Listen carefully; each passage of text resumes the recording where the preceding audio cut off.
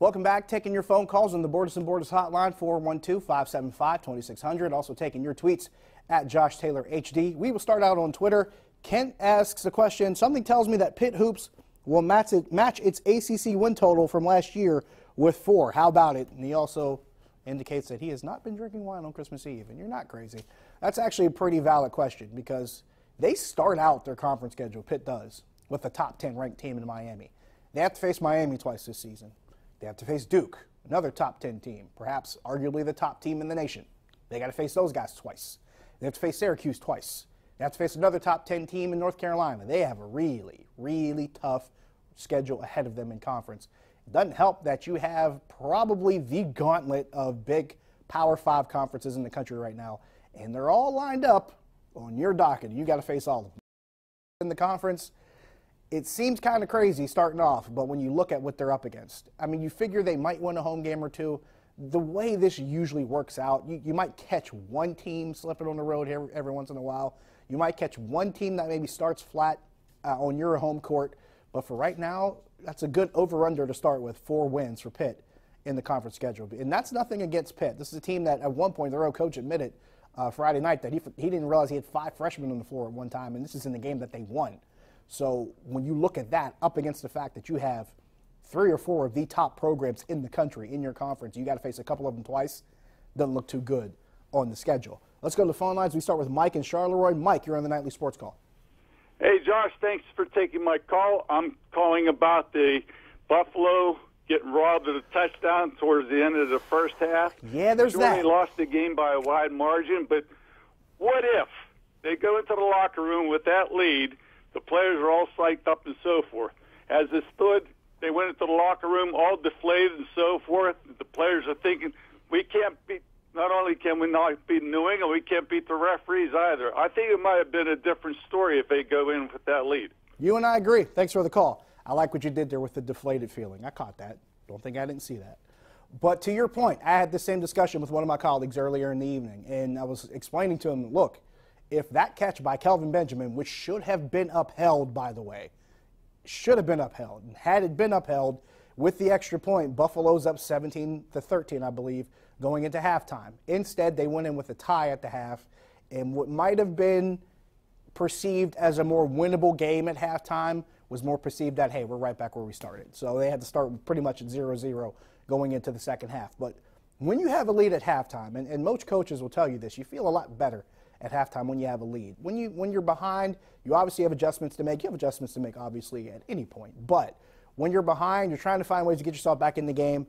When you're in the lead, your mindset is a lot different, and you tend to start out a little bit more aggressive as far as wanting to hold on to that, especially when you were a team like Buffalo, which was a team that was not expected to win this game. They were a heavy, heavy underdog.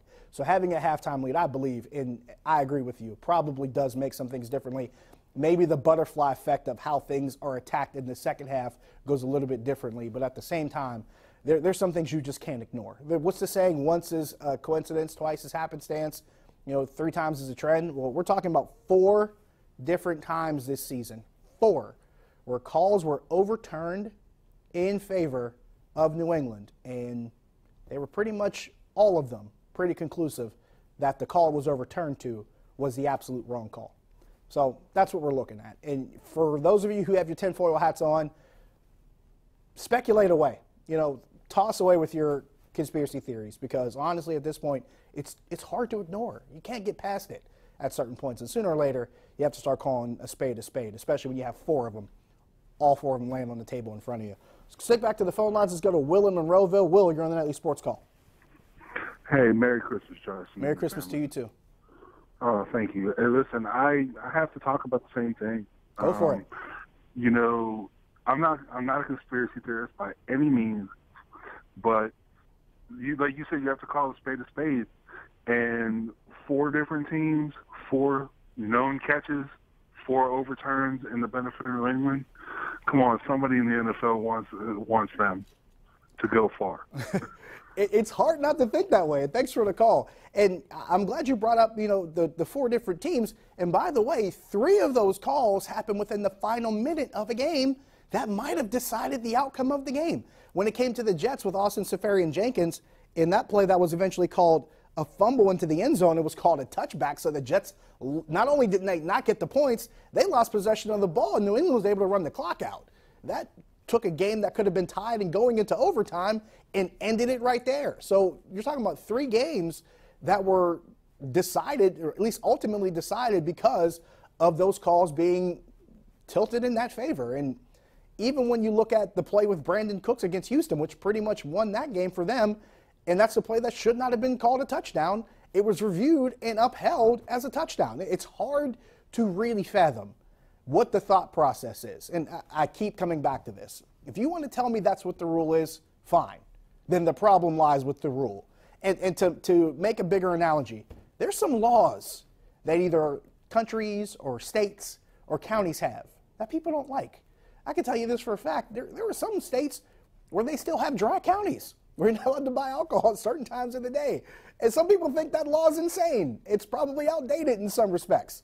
But that's the truth of it. Sometimes it's not in the enforcement. It's just with the rule. And that rule right now, and I think most people are either looking at the fact that maybe it's not consistent or maybe it just needs to be interpreted differently. But the fact of the matter remains, there needs to be something done about it, and something done about it almost immediately. Go back to Twitter here. We have Golden Rue, who asks, if James Harrison doesn't get picked up and the Steelers win the Super Bowl, do you think the organization gives him a ring? That's an interesting question, because I would like to think you'd have to play in a certain number of games, but I would like to think no. But I also say it's not a possibility. It's not an impossibility that maybe he does come back. There's a process that has to happen. Him going through waivers, another team not claiming him, and there's still a possibility, at least in my mind, that maybe there's a roster spot for him, maybe after the weekend and after the holiday are finished. So I'm not totally ruling that out. Let's go back to the phone lines before we take a break. Al in the West End. Al, you're on the Nightly Sports Call. Hey, Josh. Happy holidays. Happy holidays to you also. Before I ask my Steeler question, there needs to be an independent investigation into the referees, because this is becoming too ridiculous.